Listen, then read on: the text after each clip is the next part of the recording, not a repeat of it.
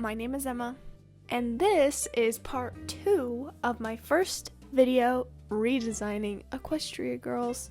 If you like this video and you want to see part 1, I suggest you go to it. You don't need to watch it to watch this video, but, you know, if you want to, you can.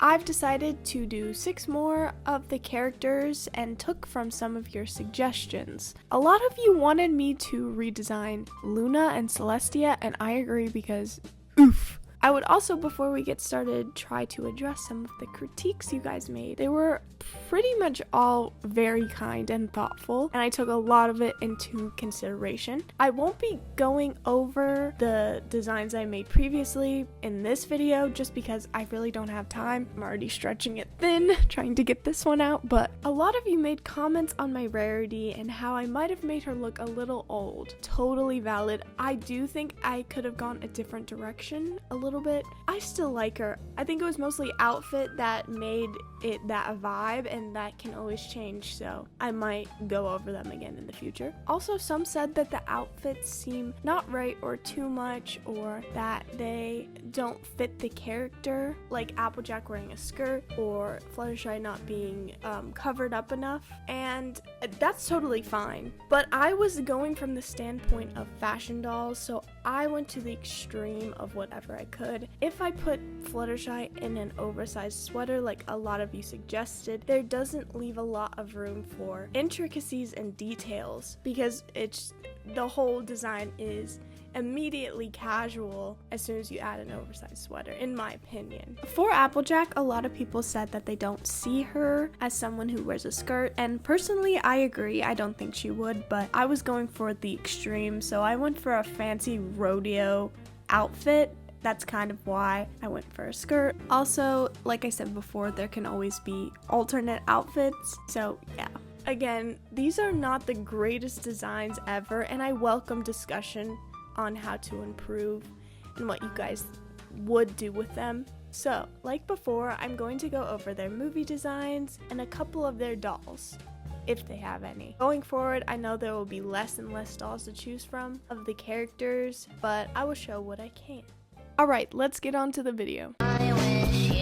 Stop fucking crying, bitch! Where? I don't wanna fucking hear it! I grouped these two together mostly because you never really see them apart in any of the movies, or in the show really. And yes, I watched the rest of the movies. Well, kinda. I couldn't get through The Legend of Everfree, so I just skimmed it. I realized in those movies, the only thing that really got my interest was the interaction between Equestria and the human world, and it didn't really happen in that movie, so I was like, I'm really bored. Also, the amount of spiels that one character would give to the antagonist every movie got really boring and repetitive. I swear, it happened in every film. I don't think that's an exaggeration. Anyway, rant over about the movies. Princess Luna and Celestia's designs go hand in hand just because they are pretty much the same. They really ended up digging themselves in a hole because they made the two arguably most profitable characters have terrible designs. And I guess it doesn't matter in the toy world because you will see they basically aged them down for their dolls. But it always made me kind of feel weird when the principals of the school look just like their students. In the movies, they have pantsuits, which I guess fits their position, but damn. The regular bases of the dolls already have strange proportions, but I think they take the cake. Celestia's legs are long. Also, I have no idea why they butchered Luna so bad. She looks absolutely nothing like her pony form. I don't know why they wouldn't take more care into these fan favorite characters, but I digress. Starting with Celestia's dolls, this is the only mini doll of either of the princesses because they didn't make Luna, which surprised me since this line really covered everything in the movies. But she's pretty cute. Again, I really like her more here than I do in the movies. The set she comes with is also pretty nice. Very accurate too, but I don't know how accurate you want to be when you have this to reference. This one is just okay. They definitely reused some molds and clothes for her. I think I recognize the wings from a Fluttershy doll I had. Like I said before, they really dug themselves in a hole making them principals and making their movie designs boring as hell. Because if they did make dolls of them, they wouldn't sell very well looking like this. So they had to age them way down, which doesn't make any sense, but when does it ever make sense? I don't know why they didn't make them good designs or ones that could stand next to the others, as is. Monster High did it with the headmistress, and she's cool as hell. There's always ways around things, but Equestria Girls is not known for smart solutions, so it doesn't surprise me they didn't go the extra mile here. This Celestia is pretty nice. I definitely wanted her since I had the Luna doll of this little combo. Her outfit is pretty good except the top, like, really graphic tee extravagant shirt combo does not work. The other outfit is pretty bad though, except the shoes. I honestly really like the wing mold they use. I think it's probably the best and most accurate to the movies. For Luna's dolls, this is the closest we'll get to a Luna mini doll, I'm afraid. She is cute though. I really like her robe and her little mask and the little owl. Also, am I the only one who really likes these cat ponies? Everyone calls them cat ponies. I think the designs are so cute. Not exactly in the My Little Pony, whatever the hell it's called. What is it called? My Pony Life or something? I don't know. I don't think they're very good in the show, but here I think they are very cute. I'm also a fan of the molded hair on figures like this. I think it just looks nicer than the regular like doll hair. I've seen a lot of people poo on these cat ponies, but it's not the worst MLP merch I've ever seen. Here's a pep rally set that Luna came in. Her doll isn't too bad. I actually like her dress and it does fit her vibe, but I guess if you look at it in the context of the movie, Luna's really having a how do you do fellow kids moment. I guess she's going through a midlife crisis or something, trying to match the styles of her students. I don't know. I had this doll when I was a part of the fandom, and I did love her a lot. In my opinion, she's much better than Celestia's by a long shot. Her outfits are 1000% more cohesive, and I always thought that they may be going for a Sailor Moon vibe with the second outfit. Maybe I'm biased, but I do think this doll is pretty decent. For my designs, I struggled at first finding what I wanted to do. This franchise is extremely teenager based, so the teenagers obviously get more care put into them. But as you can tell, in most cases, there's really no care, but that's besides the point. I wanted them to still look like they could be principals, but not make their designs so boring that they couldn't sell as dolls. So I had to put my thinking cap on. Then I found it and immediately got excited. 3 words: 80s power suit. It makes so much sense for them. I used a lot of references from 80s ads and things from Pinterest. I gave Luna a more mid-80s hairstyle and Celestia's a late to 90s style, you know, the more slick back look. They got a lot of gradients going on, but I think that's a big staple of their pony designs. I gave Luna her colors back because if they can work in pony form, they should work in human form. I wanted to have a lot of triangles to give them a real angular, powerful look, and even gave Celestia that 80s cheek blush.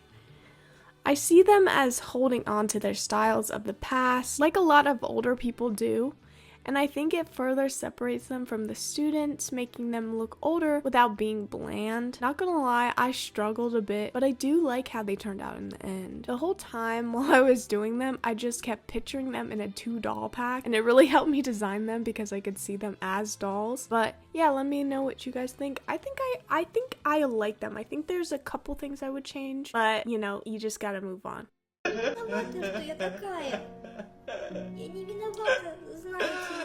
Derpy was one of my favorite background ponies when I was a brony, so I wanted to do her justice. Her design is not seen a lot in the movie. She doesn't really have any parts in the franchise at all. I'm talking Equestria Girls. But her design isn't that bad, and honestly, in my opinion, better than some of the main 6 outfits. I love her tie and socks. The shoes are a little strange, but she is Derpy, so. Derpy, sadly, doesn't have any dolls, and I was really surprised because I swear to God, I remember there being a Derpy Equestria Girl doll, like an actual one. Mandela effect. This is the only Derpy doll to exist in the franchise. And I think she's pretty nice. It makes sense. I feel like the mini dolls probably catered more towards the adult fans, you know? Kind of like remember those, kind of like those action figures they had at like the decline of the Brony fandom, I feel like. But anyway, I think she looks pretty nice. She looks nothing like the movies though. I don't know why they didn't have any more Derpy dolls. Maybe they were still like writing out that controversy or something. I like the baker vibe they gave her and how she kind of looks like a blueberry muffin. She does have a good design.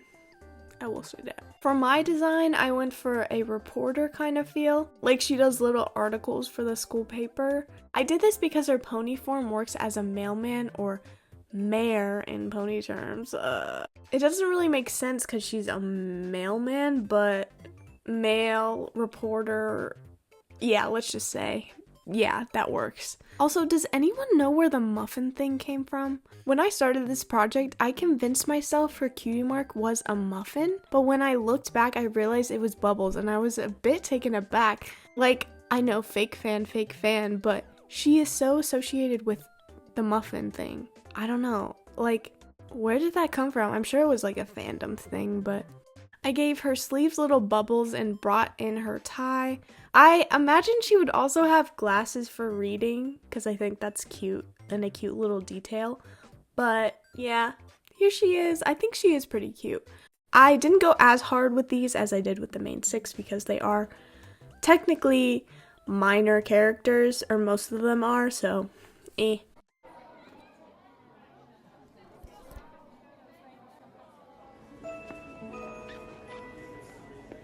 And I'm walking on sunshine. Whoa. That guy kind of looks like your brother. Known as one of the most prominent male characters in the franchise, and the center of all hate for neckbeards who have Twilight as their waifu. Yeah, I'm talking about Flash Sentry, baby. He's okay. He's alright, I don't know. Usually when boys are presented in doll lines, they are a little boring compared to their female counterparts, and he falls victim to it a bit. I mostly dislike his hair. I think it looks kind of weird. I do see that they fixed it later on, and I think he does look better with that change. I just realized he looks like Sonic if he was a human a bit. His whole character just is so generic to me. He does not really have a character, really. And maybe that's why neckbeards hate him. Food for thought. No, it's not why neckbeards hate him. They hate him because they wanna with the horse. Anyway. For Flash's dolls, there's quite a few actually. I'm gonna go on a little bit of a tangent here, but does anyone know why they felt the need to introduce like love interests in these movies? Because there is barely any like love interests in the show. So why did they do that? Is it because it's like a doll thing? I guess it is kind of when you think on it, but it's just interesting to me.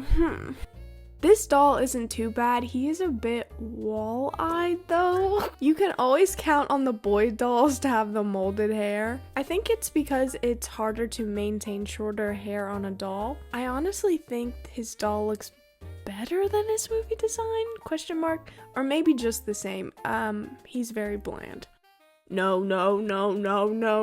I am a mini doll lover. But this one is a pass. Pass for me. I think it's the sideburns. Why do they stick out so much? He's looking like the mask too, and his forehead is bulging. His outfit is just so like everything about this character. What? I'm getting the hate now. Or these eyes. There's always that one that has horrible eyes, man. I actually think the outfit is decent on this one. The jeans look pretty nice, I'm not gonna lie. Wait. He has a... He has a phone with his picture on it. Okay, so not only is he boring as hell, he's also a raging narcissist. Also, the watch thing, why does it look like that? I don't think there's any reason for that. For my design, I can't say that I did that well on him. Don't get your hopes up, okay? I'm sorry. I struggled a bit because I wanted to give him a bit of an edgy look to him, but not too much. I took inspo from John Bender in The Breakfast Club, giving a bit of alt, but I don't want to use that word too much because I don't think he ended up looking like that at all. I guess grunge inspired is a little more what I came out with. He's kind of reminding me of Luca from Miraculous a bit, but hey, at least I gave him a top lash. He is a bit boring, I know, but it's Flash Sentry. Is he really that interesting? Not really. I'm sorry. They all can't be winners, and if anyone is not a winner, it had to be him. I'm sorry. Oh my god, bro.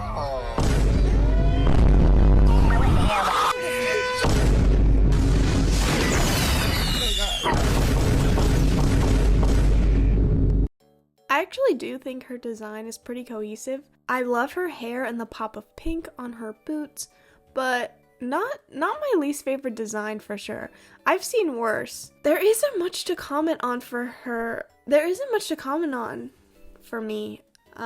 She has a pretty simple design, and maybe it's just because she was created for these movies specifically, but I don't know, I don't hate it as much. For Sunset Shimmer's dolls, whoa! I think she raided Pinkie by his closet because who told her that top goes with those pants? I think her body color is very wrong, but I'm not surprised since they always have trouble getting any other characters but the main 6 accurate, really. I guess the other dress is better, but she's not going against much, okay. Also, I would like to point out, look at the size difference between the old and the reboot. Damn! They are huge! My mouth fell open when I saw this picture because I had no idea those MFers were that big. And the OGs weren't that small either. Probably a little smaller than Monster High. Yes, this is so cute. Yes, 100 times yes. This is so cute. I love her hair so much, man. They even got her little emblem on the shirt. Ew.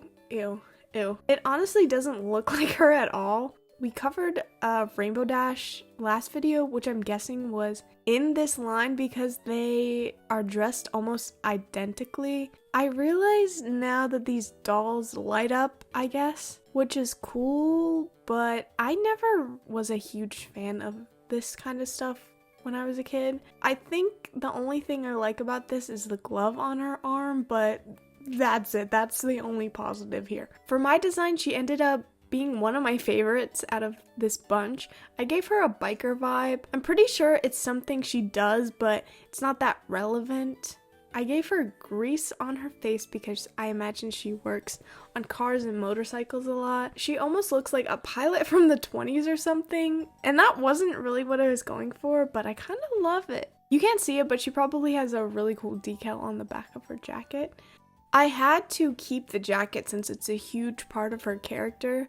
I just think it would be the same one instead of changing it throughout the movies, like with different designs. Here she is. Guys, Sunset, Shimmer, or Twilight? Comment below. You're now listening to 102.3 Real Rock FM.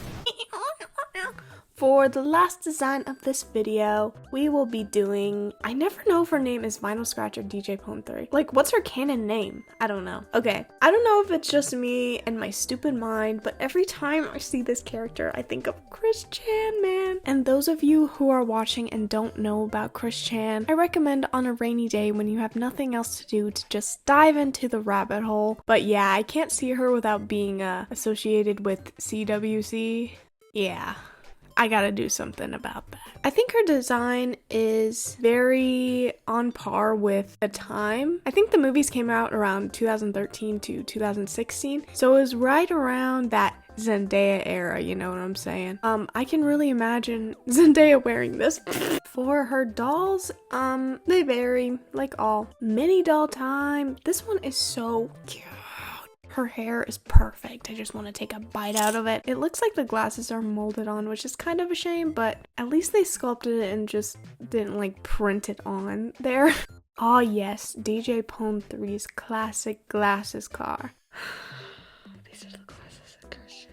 But anyway, this car includes glasses that you can really wear. I never understood this concept, like, okay, like cool, you slapped a pair of goggles on the car and called it a day. I don't really know how this would apply to this character either, I guess because she wears glasses. So her car would wear them too. I don't know. Sorry, I just really hate this.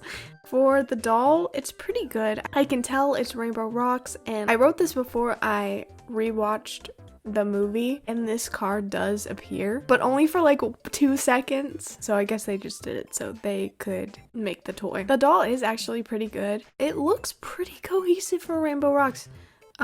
I like how they brought in the yellow to the boot. I don't hate it. I'm not gonna lie.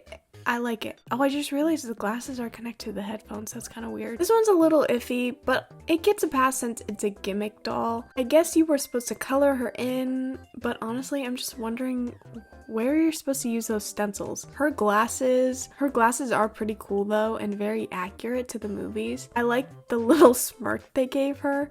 Gives a little life to the otherwise vacant stare of the other dolls. The only thing I find really funny about this one though is the marker she comes with becomes a microphone when she is the only character in the show notoriously known for not speaking. For my design, I took a bit of a different direction for her. I went for a bit of a scene girl because I cannot see her as anything but. Sorry if some of you don't agree with this, but it had to be done. I'm so sorry. I gave her like a raccoon tail, is that what it's called? And some baggy low-rise pants. And of course, the studded belt. The glasses are the same because they're so iconic. You can't really change those. I gave her loafers just because I think loafers go good with baggy pants more than Converse, even though that would be more accurate. I feel like maybe they were kind of leaning towards the scene vibe with her. I just think because of the armbands. Maybe I went a little overboard. I didn't make most of her outfit white like the movie because I wanted a little more contrast. I kind of felt bad afterwards because I wanted to do the major pairs in one video. Like I couldn't do Lyra without Bonbon. And then I realized I was doing Final Scratch without Octavia. But